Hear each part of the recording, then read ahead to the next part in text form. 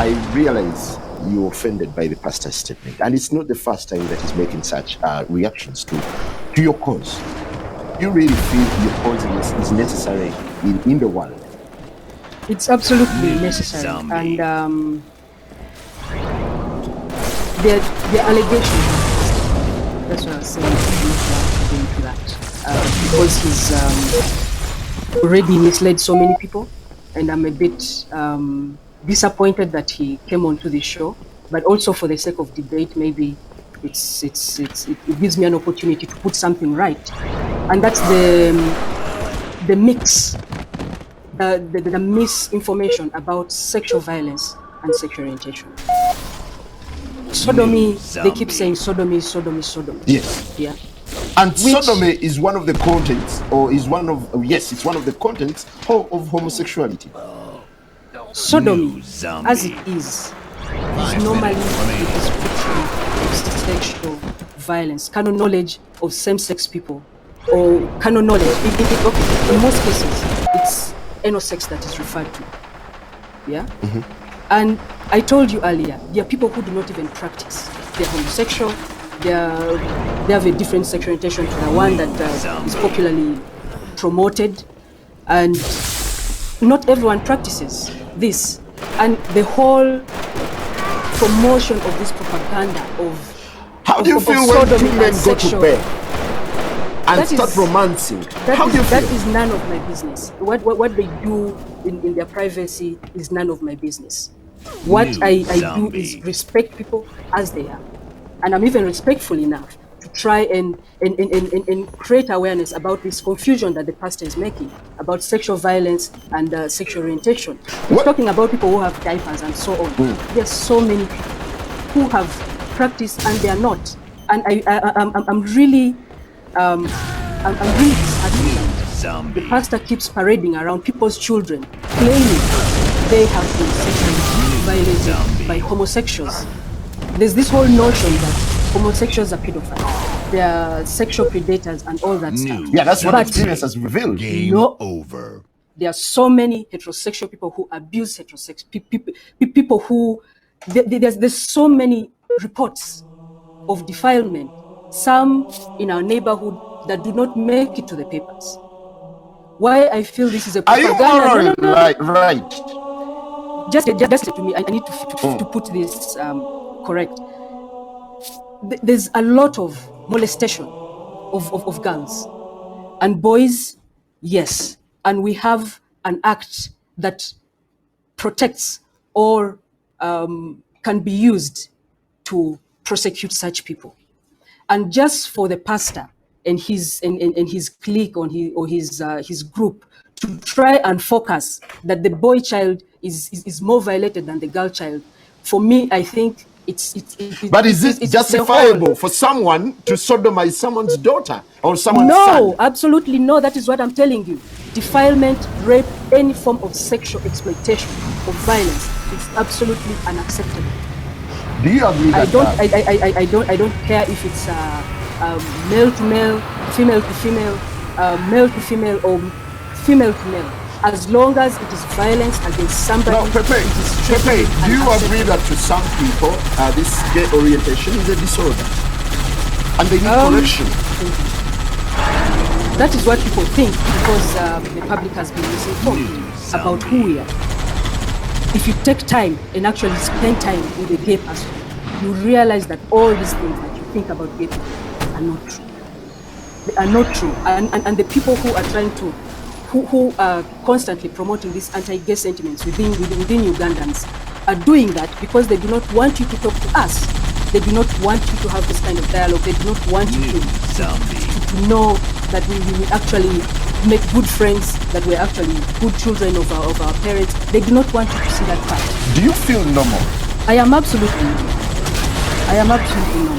I smile, I laugh, I fall sick, I get well, I seek help. You exercise conjugal rights, do you? I told you earlier on, I am not. But I do. I have, and I will when I choose to, yes. How will you do it? New zombie. What do you mean, how will I do it? Because nature cannot allow you. What do you mean nature cannot allow me? I am attracted to someone sexually. That is nature allowing me Why do they put their boys and girls into this gay activism? There is no such thing as recruitment of young people or adults or anything like that. What is recruitment, first of all? When you ask me about recruitment, what do you mean by recruitment? I mean, trying to put them into your system, teaching them what to do, how to go about it. We do not do that. Actually, what has been happening is, since these allegations of recruitment have been coming, there's so many people who have been, contacting us, seeking help. We've saved lots of people. Before we proceed, let's take another caller from rather Pastor Sempa is back online for just a couple of minutes. Simon. Hello, Pastor. Yes, you're back. But Pastor, could you kindly be sympathetic towards? I don't need Sempa's sympathy. I don't. This girl was confusing us. Ono muwala abuzabuza ffe. Okusooka njagala okubuulira abantu bonna abawuliriza mu 5 minutes remaining. owulira balina ssente empya n'enkadde basiiba mu pate batula ku kompyuta ne babatraininga kati atambula nsi yonna bamuwa midaali lwakola ki kulya bisiyaga singa omubuuza nti olina ku musiri gw'olima olina ku bufumbo bw'okola bali awo ku ntino intersex ekyokubiri abantu bano babuzaabuza ono omusajja Chris Mubiru alidde ebisiyaga n'atwonoonera eggwanga ono mwana yandize n'atwetondera nti banange mutusonyiwe muffe makkati tuyisege tuli abaana ebisiyaga tubawa ssente ne tubavuga empanka kati ono alina ssente empya n'enkadde owulira ambuladde bamuwa visa za bwereere abazungu bamugamba oli bwakabi azze okubeera agenti y'okubuzaabuza abaana baffe naye nze kinyume baana bali mu boarding schools kati bano babasindikira ne babawa zi magazini ne babawa ebirala tulina abaana be tulina beeteeka bibbiringanya emabega beeteeka koti mu bitundu byabwe ebyekyama ne bayulika ono tabikubuulira nze kankubuulira ebyama by'abasiyazi bagenda ne beekomba emabega ne beekomba bbi ekintu ekyo kirungi abasiyazi kase batandika okwevuga obulwadde siriimu obutambula olwo omusajja Chris Mubiru oyo omuwala bannange yandibadde afukamira erenya n'okwenenya nze musabira busabizi nti gwe onzima juli pepe kimanyi ddajja bakuzaala owulira kubanga singa obadde mu kika kyaffe twandikuŋŋaanye okusooka ne tukugoba ekisooka ekyokubiri twandibadde tandika okukugobamu emizimu weetaga residential camp ey'okumukubamu emizimu ekyokusatu twandisandika okukebera ssente zonna ezo z'alina azijjawa mulabe mbadde ku Facebook ye onagenze simanyi wa Clinton onakwata amabeere g'ebifaananyi simanyi ali Netherlands onage tatereera bali South Africa bali eri mu bupatepate n'alyoka ne bakuŋŋaanya abaana baffe kubayingiza mu bisiyaga olwo Chris Mubiru waki ali akwata zividiyo bakwata vidiyo bange evidence eri abasponsa baabwe ti mu butuufu bali ebisiyaga abaye omwana bwe omukebera emimwa mikalu owulira lwaki yeekomberera kwekomberera kuba talina kasoro omukebera ayambadde empale naye talina kasoro naye yeefuula omusajja okitegeera kati obugwagwa obwo yeetandika okubuza abaana w'omukazi n'omusajja nti abuzaabuza nti nja kukuwasa kati bufumbo kyobwo oleete omuwala omwanjule ng'oyo kati oyo n'omuleeta simanya nti ogenda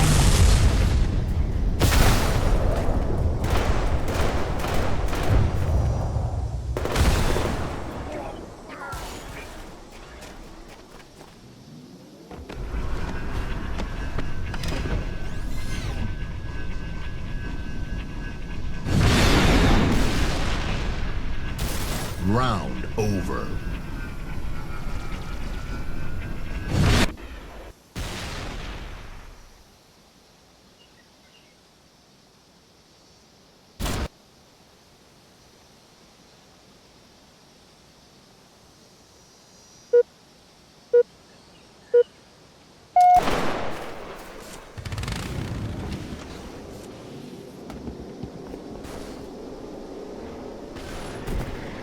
New zombie. New zombie. New zombie.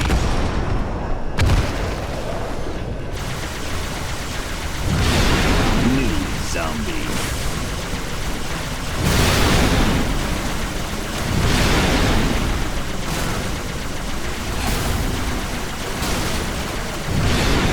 Betrayal.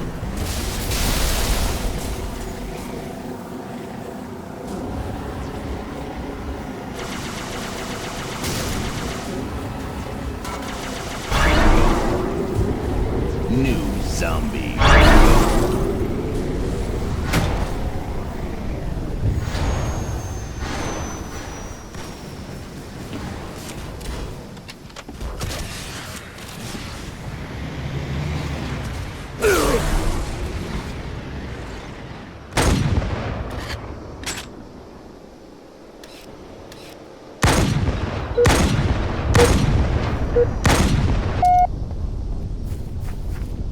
New zombie. New zombie.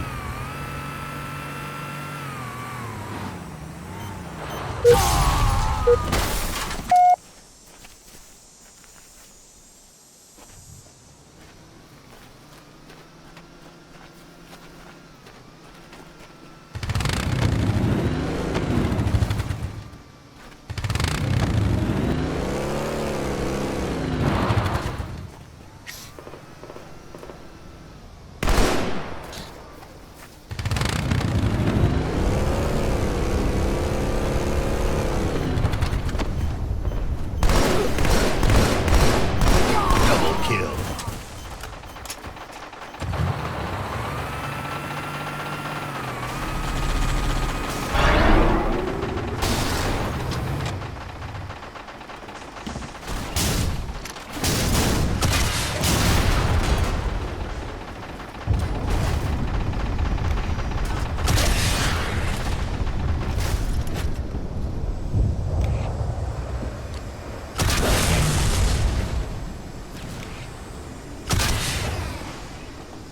Zombie killing spree.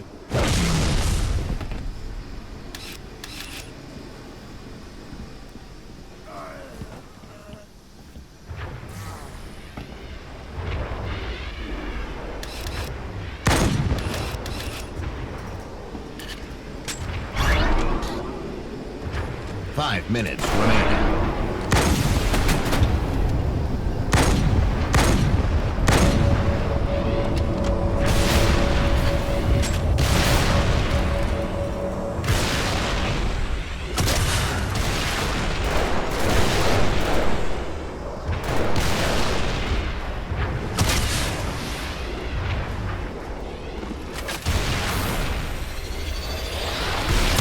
Double kill.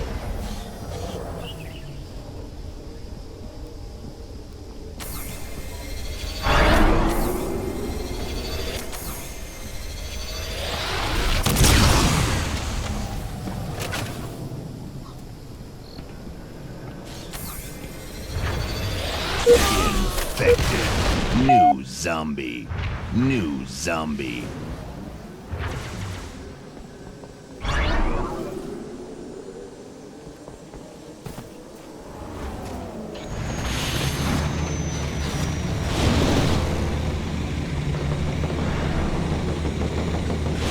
New zombie.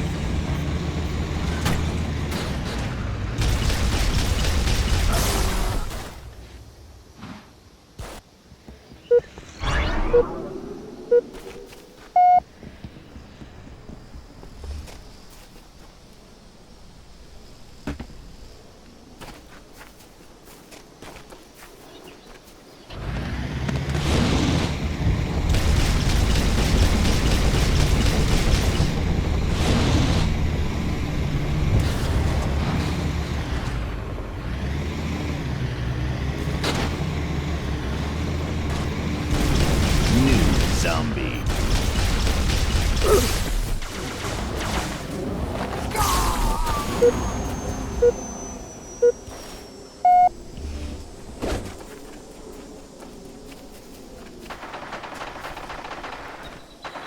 New zombie. Game over.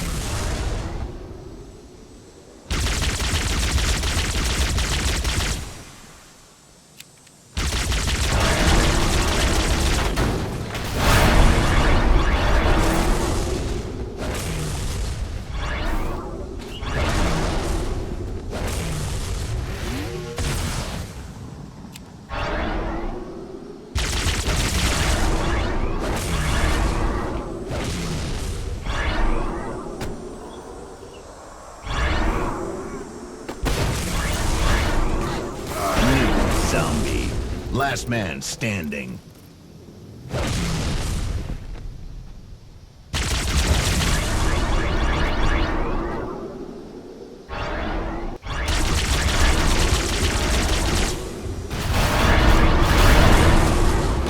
One minute remaining.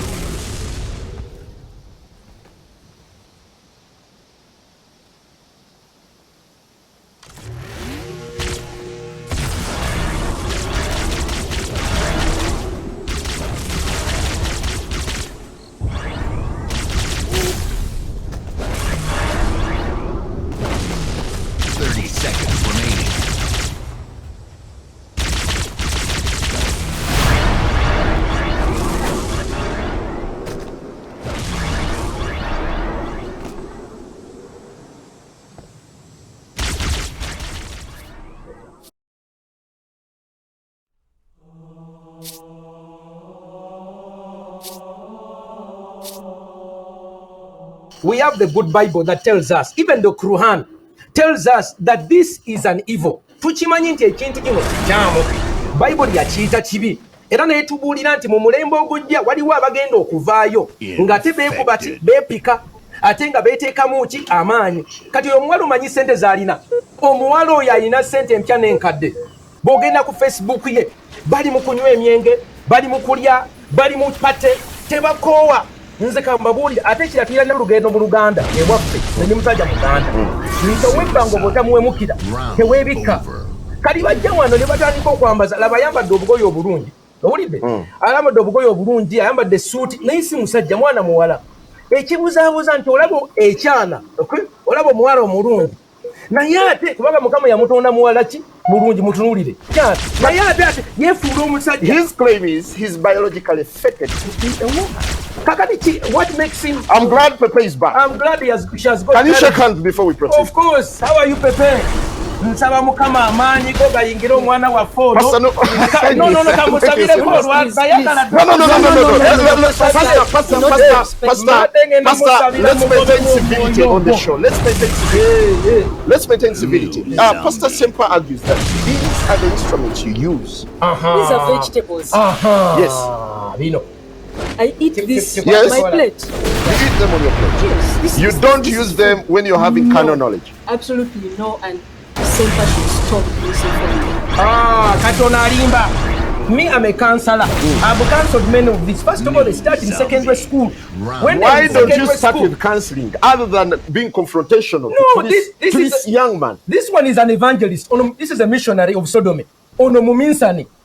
Owulira, ono muminsani yakulembera ekibondo kyabwe. Era gamba Uganda Africa Sodom Association ono yakikulembera.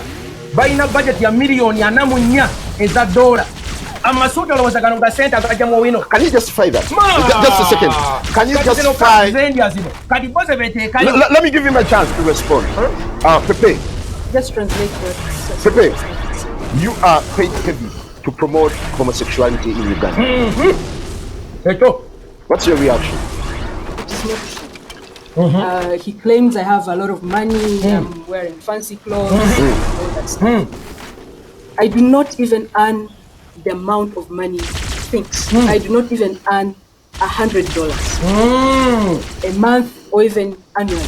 I do not make the money that he thinks that we make. I'm talking about promotion of homosexuality, recruitment and all those things. They do not exist. It's just the pastors and his group, their propaganda. To stop debate like this. Yes. Do you believe that there's been sexual abuse in this country propagated by yourselves as human rights promoters? This guy does human rights promoters. Just ask the question again. Do you believe that there's been sexual abuse, actually sodomy, unleashed towards kids, towards underage children, and towards the vulnerable? Propagated by my work. Yes. There is no such thing. What's your work? What's your work? What does your work entail? It entails advocacy around sexual orientation and gender identity. And this includes making sure that people access health services, they access education, they access, like the so-called normal Ugandans. I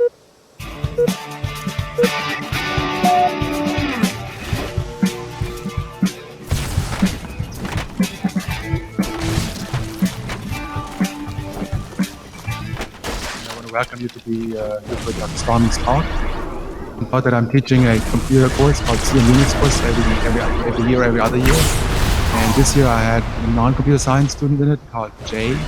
And as it turned out, that Jay mentioned the idea of bringing Dr. Stallman. He asked me if I've heard about Dr. Stallman. And I said, yes, of course I have. And then he said, would it be okay if we could promote you for a talk? And I thought, well, that would be very cool. So I didn't think it would happen, but it happened. It worked out. Everything worked out. So we were very glad to have Dr. Stallman here today. But let me introduce Jay, the student that made it all happen. And he's going to introduce Dr. Stallman. Thank you very much. Game over. Hi, everybody. So here we have Dr. Richard Stallman. He's the recipient of numerous awards. He's a MacArthur Foundation Fellowship recipient and a Grace Hopper Murray Award. Yes, from the Association for Computing Machinery. He holds several honorary doctorates, among others, the Royal Institute of Technology, Sweden, the University of Glasgow, UK, and the Universidad Nacional de Ingeria,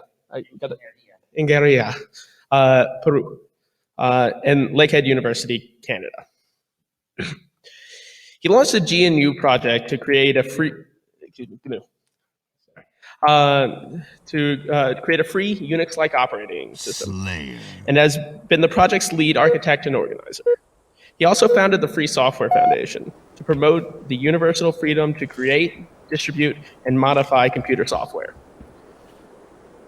Stallman has written many essays on software freedom and is an outspoken political campaigner for the free software movement. He played a major role in the evolution of GNU Linux operating system.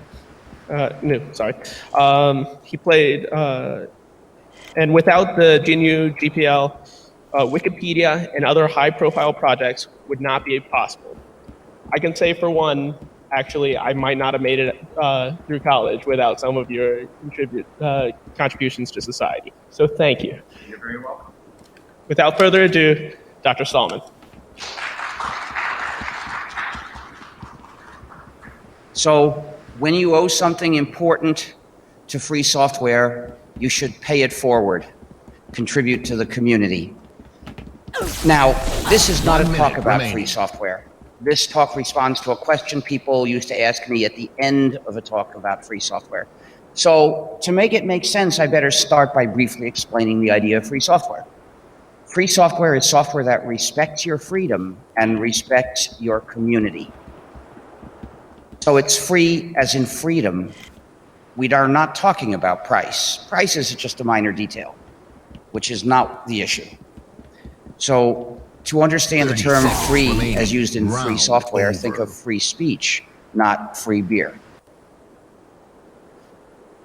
When a program is not free, we call it non-free software, proprietary software, user subjugating software, because those programs establish a system of electronic colonization.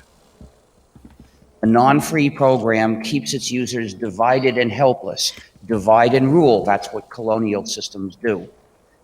The users are divided because they're forbidden to redistribute it, and they're helpless because they don't have the source code, so they can't change it. They can't even tell what it's really doing to them. And often these programs have malicious features. I'll tell you about some of them today.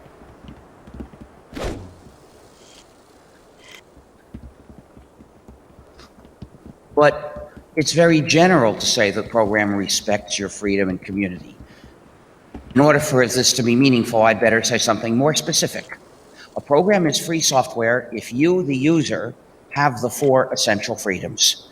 Freedom 0 is the freedom to run the program as you wish. There are proprietary programs that come with nasty restrictive licenses that don't even let you do that much. 1 minute remaining. Then there's freedom 1, the freedom to study the source code and change it so the program does your computing as you wish. Then freedom 2 is the freedom to help others. That's the freedom to redistribute exact copies of the program to others when you wish, which includes making the copies that you're going to distribute. And freedom 3 is the freedom to contribute to your community. So what these 4 freedoms add up to is that the users control the program. With software, there are just 2 possibilities. Either the users control the program or the program controls the users. The first case is free software. When the users have sufficient freedom to effectively control the program, then the program respects their freedom. Because they take advantage of those freedoms to have control over what they're doing with the program. But if the users don't have enough freedom to effectively have control of the program, then the program controls the users, and the developer controls the program. So the program is an instrument giving one entity control over the users of that program. It's an instrument of unjust power. It's a yoke. So that software is unethical. It should not exist. And the goal of the free software movement is to get rid of it. First of all, from our lives, and hopefully someday from the world. There should not be any proprietary software. Because you, software users, deserve freedom. Now, to make free software a real possibility, we needed to have a sufficient collection of free software that you could run a computer that way and do the usual things with it. Remaining. In 1983, when I decided to do this, it was impossible to get a new computer and run it in freedom. They all needed an operating system. The computer won't do anything without an operating system, which is a collection of many programs that do the usual jobs and provide the base for implementing other jobs. And in 1983, all the operating systems for modern computers were proprietary. So if you bought a computer, to make it useful, you had to have a proprietary operating system installed in it, and there went your freedom. So I wanted to change this, so I decided to operating system. And I decided to make it compatible with the Unix operating system. First of all, because that way it could be a portable system that could run on future computer models that would be different from the computer models of that day. And second, because that way a lot of people would already know how to use it. That is, all the Unix users would know how to use my system as soon as it was done, if I made it compatible with Unix. And then I gave it the name GNU as a joke. GNU, which is spelled G-N-U, is a recursive acronym. It stands for GNU's Not Unix, which is a humorous way of giving credit for the technical ideas borrowed from Unix. We couldn't use any of the code of Unix because that was proprietary software. But we got technical ideas from it, and this is a way of recognizing that, a humorous way. But why GNU and not SNU, UNU, ANU? Because those are not words. GNU is a word. It's the name of that animal that lives in Africa. And, of course, without a second meaning, it's not a joke. But 30 seconds even remaining. better, Game GNU is the over. most humor-charged word in the English language, used in countless wordplays. Because according to the dictionary, the G is silent and it's pronounced new. So every time you want to write the word new, you can spell it G-N-U, and you've got a joke. Perhaps not a very good joke, but there are lots of them. So when people see that word, they're already almost ready to laugh. Given a meaningful, specific reason to use this as the name of a programming project, I couldn't resist. But when it's the name of our system, please pronounce it with a hard G. Pronounce it GNU. If you call it the new operating system, you will get people confused because you'll be stating an untruth. You see, we've been working on it for 27 years now, and we've been using it more or less for 19 years, which means it's not new anymore. But it still is GNU. So be careful to pronounce the name GNU and avoid the various erroneous pronunciations such as GNU and Linux.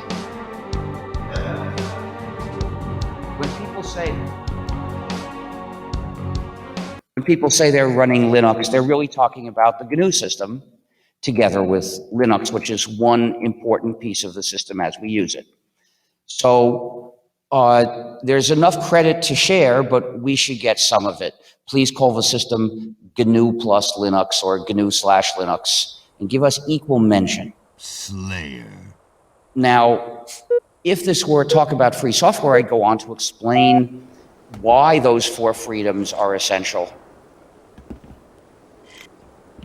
But instead, I want to address the follow-on question. People would ask me, do these same ideas apply to anything else other than software?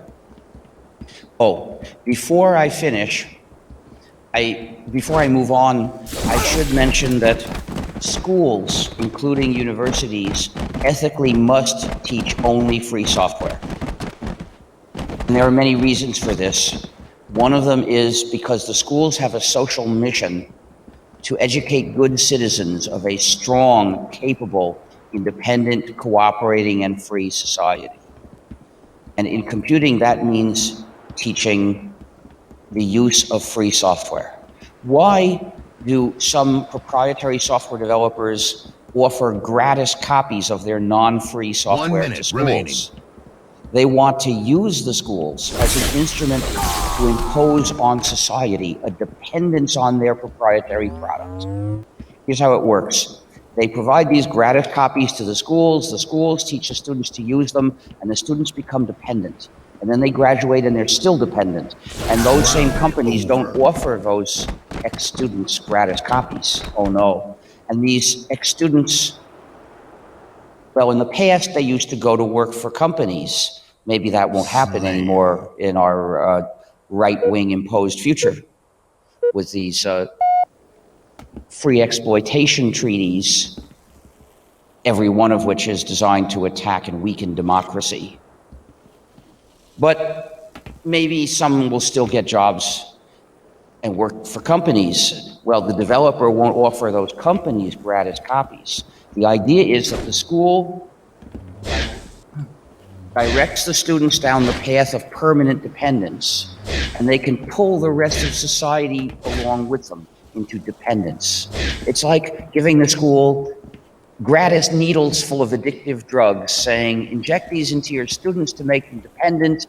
The first dose is gratis. Once you're dependent, then you have to pay. The schools, with their social mission, must never do this.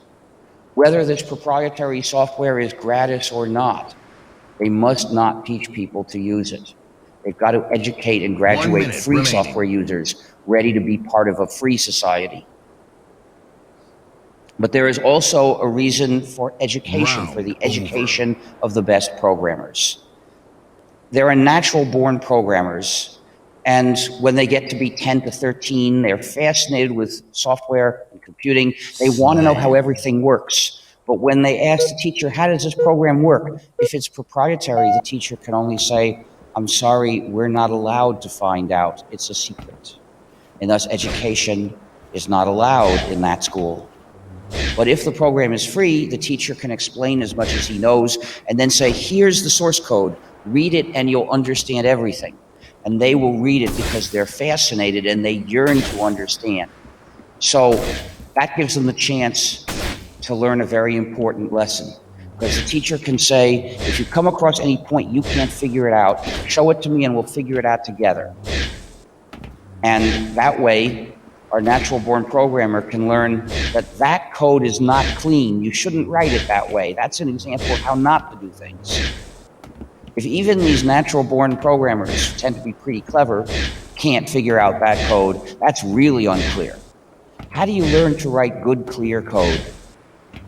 By reading lots of code and writing lots of code. You see, a natural-born programmer can write code in many ways that runs correctly, but other people won't be able to figure out why. And that's not good code. So learning to write good, clear code means learning to understand all the things that you shouldn't do because other people would have trouble understanding them. So you have to read lots of code. Only free software offers the opportunity to read lots of code of large programs that we really use.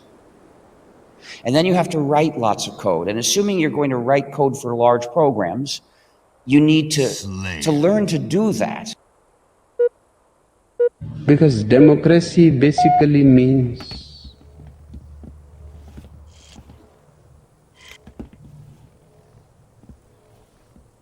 government by the people, of the people, for the people. But the people are retarded.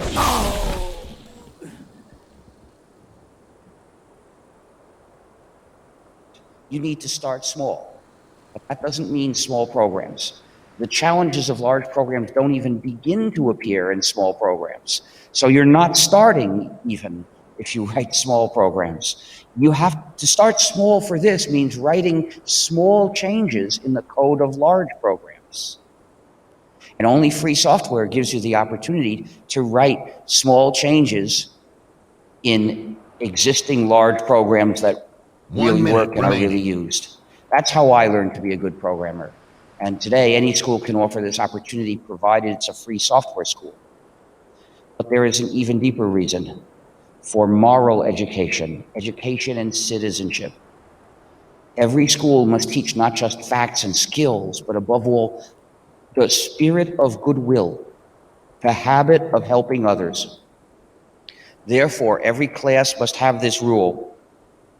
Students, if you bring software to class, you may not keep it for yourself. You must share copies with everyone else in the class, including the source code in case someone here would like to learn, because this class is a place for sharing knowledge.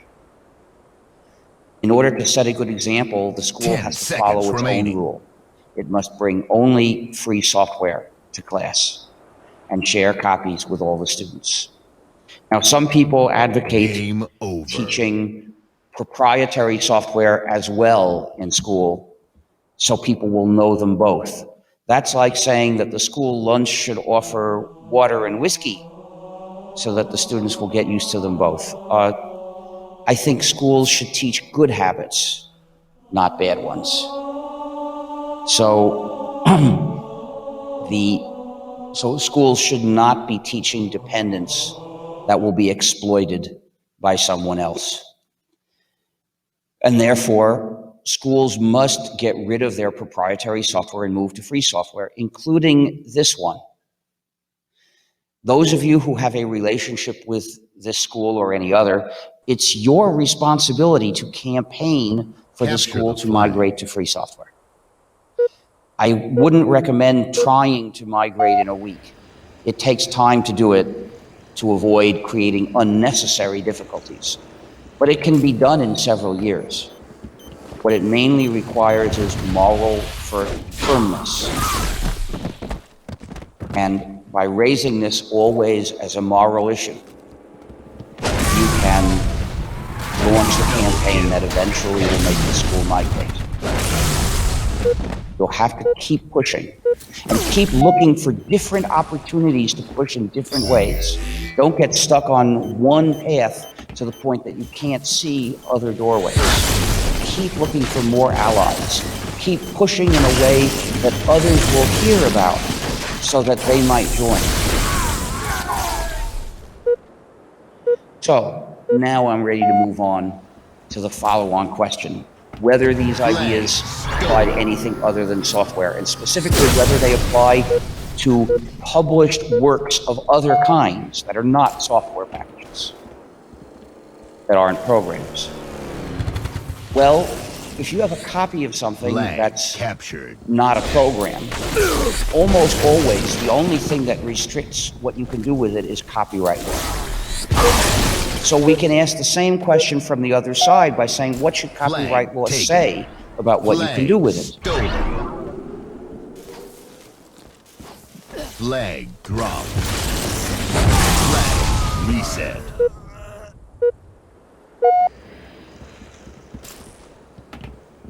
Flag captured. Now, copyright has had a history, Stolen. which is connected with the history of copying technology. Flag dropped. So it's useful to Flag look at them stolen. together Flag dropped. Flag as a background stolen. for Flag this dropped. question. Flag stolen. Flag dropped. Flag stolen. Changes in Flag technology captured. can't affect Game basic moral over. principles. Those are too deep. But when we apply our principles to most questions of right and wrong, we do it by looking at the consequences of various things we might do and then judging those consequences. A change in the context can alter the consequences of a particular act and make it more good or more bad than it was before. And that can change our conclusion. For instance, if we could reliably resurrect the dead, then murder wouldn't be so serious. The judge would say, you killed him, you have to pay for his new body. And in the US, we would all need uninsured murderer insurance. But in civilized Capture the countries, the flag. National Health Service would pay for that. So let's look at the history of copying technology. Copying began in the ancient world, where it was done with a writing instrument on a writing surface. You would read one copy and you'd write another copy at the same time. This technology was very slow, but it had certain other interesting characteristics. First of all, there was no economy of scale.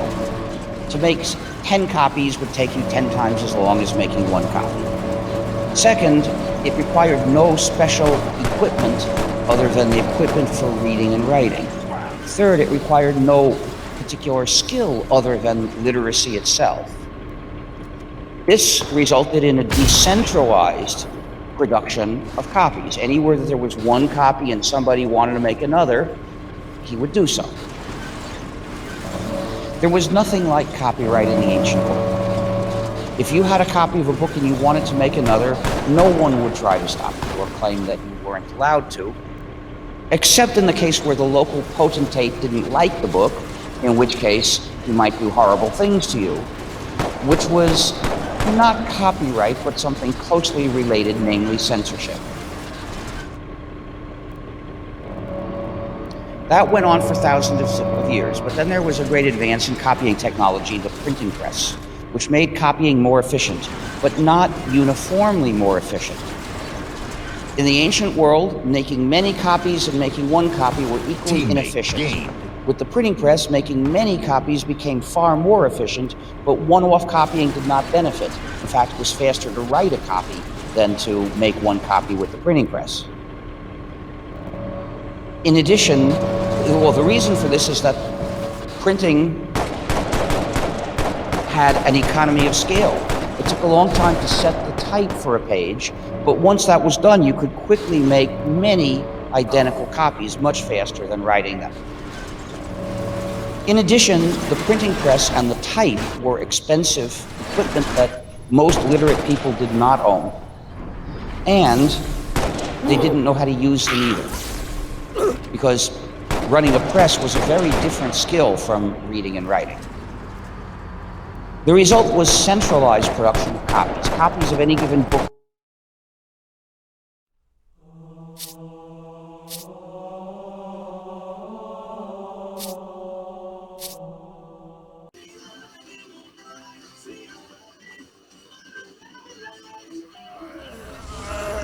New zombie. Infected. New zombie.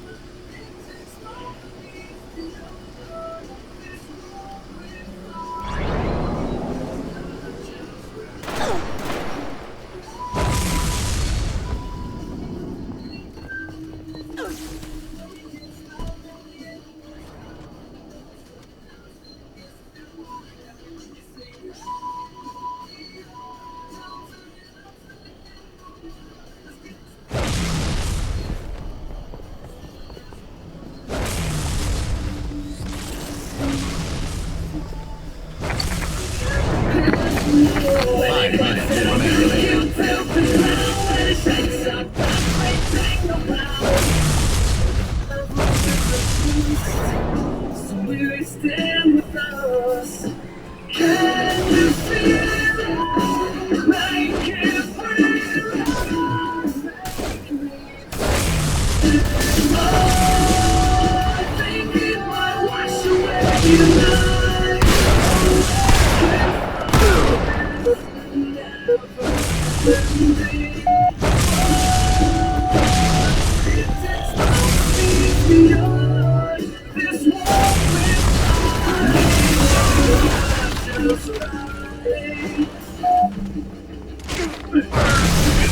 remaining.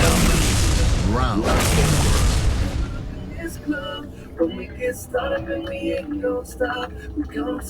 Infected.